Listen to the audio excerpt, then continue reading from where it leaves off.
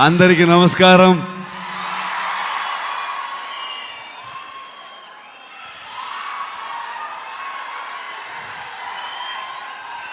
Thank you so much for this love, support. ಮನಸ್ಸಿಂದ ಮಾತಾಡಬೇಕು, ಹಾಗಾಗಿ ನಾನು ಕನ್ನಡದಲ್ಲೇ ಮಾತಾಡ್ತೀನಿ. ಏನಾದರೂ ಗೊತ್ತಾಗಿಲ್ಲ ಅಂತಂದರೆ ನನ್ನ ಸಹೋದರ ನಿಮ್ಗೆ ಟ್ರಾನ್ಸ್ಲೇಟ್ ಮಾಡಿಬಿಡ್ತಾರೆ ಅದನ್ನ. ಇದು ನಮ್ಮಿಬ್ರದ್ದು ಅಂಡರ್ಸ್ಟ್ಯಾಂಡಿಂಗ್ ಕೆಳಗಡೆಗೆ. Thank you so much. ಇವ್ರನ್ನ ಏನು ಹೇಳಬೇಕು, ಫ್ರೆಂಡ್ ಅಂತ ಹೇಳಬೇಕಾ, ನನ್ನ ಸಹೋದರ ಅಂತ ಹೇಳಬೇಕಾ? ಯಾವತ್ತೂ ಇವರೊಬ್ಬರು ತೆಲುಗು ಹೀರೋ ಥರ ಫೀಲೇ ಆಗಲಿಲ್ಲ ನನಗೆ. ಇವರೊಂಥರ ನನ್ನೂರವರು, ನನ್ನ ಅಣ್ಣ, ನನ್ನ ತಮ್ಮ ಥರದ್ದು ಒಂದು ಫೀಲಿಂಗ್, ಒಂದು ಸಹೋದರನ ಥರ ಫೀಲಿಂಗು.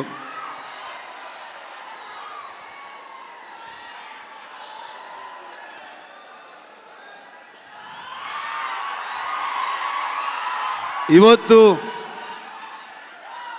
ಹೈದರಾಬಾದಿಗೆ ನಾವು ಬರ್ತೀವಂತಂದಾಗ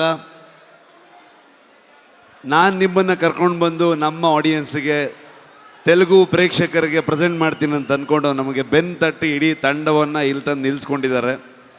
thank you so much sir. ಇಲ್ಲ ಹಾಗೇನಿಲ್ಲ ಸರ್, ಫಾರ್ಮ್ಯಾಲಿಟೀಸ್ ಇಲ್ಲ, ಬಟ್ ಸ್ಟಿಲ್ ಒಂದು. ಆದರೂ ಕುಂದಾಪುರಕ್ಕೆ ಬಂದಿದ್ದರು. ಕುಂದಾಪುರದ ಮಗ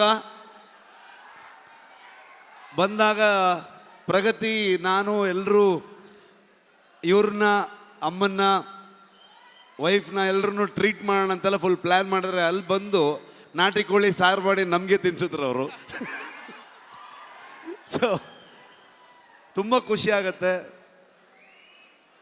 ನಮ್ಮ ಪಕ್ಕದ ರಾಜ್ಯ ಆದರೂ ಕೂಡ ಎಲ್ಲರೂ ಇವತ್ತು ಅಣ್ಣ ತಮ್ಮದ್ರ ಥರದಲ್ಲಿ, ಇವರು ನಾನು ಹೇಗೋ, ಕರ್ನಾಟಕ ಹಾಗೋ, ಆಂಧ್ರ ಹಾಗೆ ಅನ್ನೋವಂಥ ಫೀಲಿಂಗ್ ನನಗೆ ಯಾವತ್ತು. ನಿಮ್ಮೆಲ್ಲರ ಸಪೋರ್ಟ್ ಇರಲಿ. ನಾನು ಮಾತಾಡೋದಕ್ಕೆ ಬಂದಿಲ್ಲ, ನಾನು ಇವತ್ತು ತಾರಕ್ ಸರ್ದು ಮಾತು ಕೇಳಕ್ಕೆ ಬಂದಿದ್ದೀನಿ.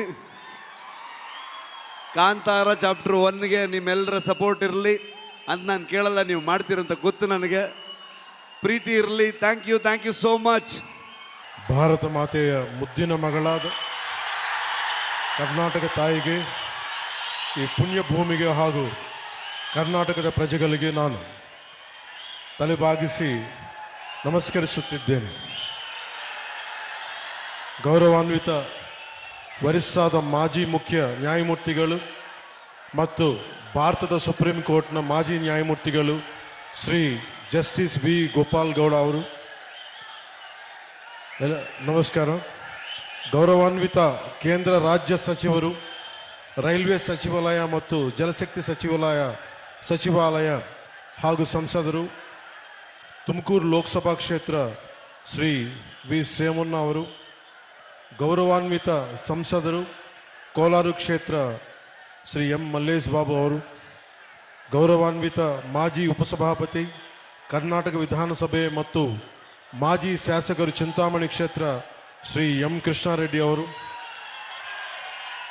ಅನಿತಾ ಚಾರಿಟಬಲ್ ಟ್ರಸ್ಟ್ ಅಧ್ಯಕ್ಷರು ಡಾಕ್ಟರ್ ಎನ್ ಯುಧಿಷ್ಠರ್ ಅವರು, ಲಿಯೋ ಕ್ಲಬ್ ಆಫ್ ಮಾರ್ಗ್ ಅಧ್ಯಕ್ಷರು ಶ್ರೀ ನವೀನ್ ಜಿ ಕೃಷ್ಣ ಅವರು ಮತ್ತು ವೇದಿಕೆ ಮೇಲೆ ಉಪಸ್ಥಿತರಿರುವ ಇತರ ಹಿರಿಯ ವಕೀಲರು, ಸಾಮಾಜಿಕ ಕಾರ್ಯಕರ್ತರು ಹಾಗೂ ಇತರ ಗಣ್ಯರಿಗೆ, ಮಾಧ್ಯಮ ಮಿತ್ರರಿಗೆ, ಚಿಂತಾಮಣಿಯಲ್ಲ ನನ್ನ ಸಹೋದರ ಸಹೋದರಿಯರಿಗೆ, ಸಾರ್ವಜನಿಕರಿಗೆ, ನೇರ ಪ್ರಸಾರವನ್ನು ವೀಕ್ಷಿಸುತ್ತಿರುವ ಜನರಿಗೆ ನನ್ನ ಹೃದಯಪೂರ್ವಕ నమస్కారాలు.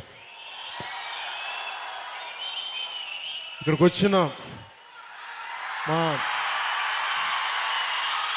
అభిమానులకి, జన సైనికులకి, ఆడపడుచులకి నా హృదయపూర్వక నమస్కారం.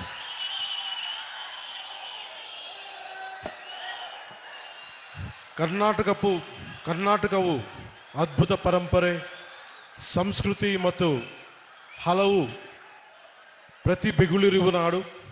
ಜಗತ್ತಿಗೆ ಅವರ ಇಂಜಿನಿಯರಿಂಗ್ ತೇಜಸ್ಸು ಮತ್ತು ದೃಷ್ಟಿಕೋನದಿಂದ ಭಾರತದ ಮೂಲ ಸೌಕರ್ಯವನ್ನು ಬದಲಿಸಿದ ಭಾರತ ರತ್ನ ಮೋಕ್ಷಗುಂಡಂ ವಿಶ್ವೇಶ್ವರಯ್ಯಂತಹ ಮತ್ತು ಅವರ ರಚನೆಗಳ ಮೂಲಕ ಮಾನವೀಯತೆ, ಸಮಾನತೆ ಮತ್ತು ಸಾಮಾಜಿಕ ನ್ಯಾಯದಂತಹ ಮೌಲ್ಯಗಳನ್ನು ತಲೆಮಾರುಗಳಿಗೆ ಪ್ರೇರಣೆ ಕೊಟ್ಟಿರುವ ಪ್ರಸಿದ್ಧ ಕವಿಗಳಾದ ರಾಷ್ಟ್ರಕವಿ ಕುಪ್ಪಳಿ ವೆಂಕಟಪ್ಪ ಪುಟ್ಟಪ್ಪ ಕುವೆಂಪು ಅವರಂತಹ ಮಹನೀಯರನ್ನು ಕೊಟ್ಟಿರುವ ನಾಡು ಕರ್ನಾಟಕದ ಜನರು ಯಾವಾಗಲೂ ತಮ್ಮ ಶ್ರಮ, ಸೃಜನಶೀಲತೆ ಮತ್ತು ಪ್ರಗತಿಯ ಕಡೆಗೆ ಪ್ರತಿಬದ್ಧ ಇರುವವರು.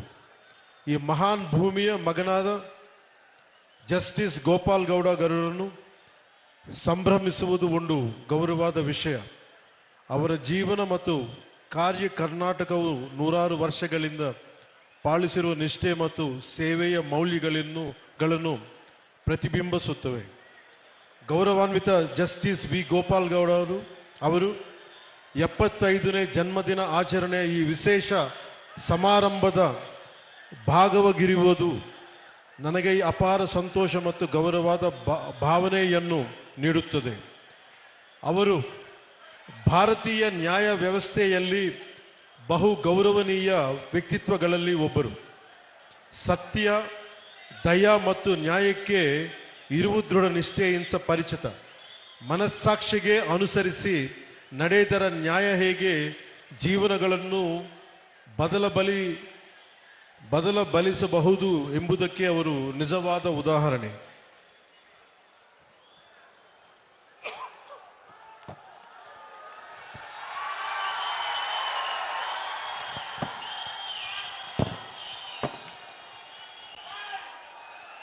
ఒక వ్యక్తి తన జీవితాన్ని ఎలా జీవించాలి, పదవిలో ఉన్నప్పుడు తన శక్తిని ఎవరి కోసం ఉపయోగించాలి, పదవి దిగాక కూడా తన గళం ఎవరి కోసం వినిపించాలన్న ప్రశ్నకు సమాధానం మన కళ్ళ ముందే నిలబడిన ఒక వ్యక్తి రూపంలో ఉంది.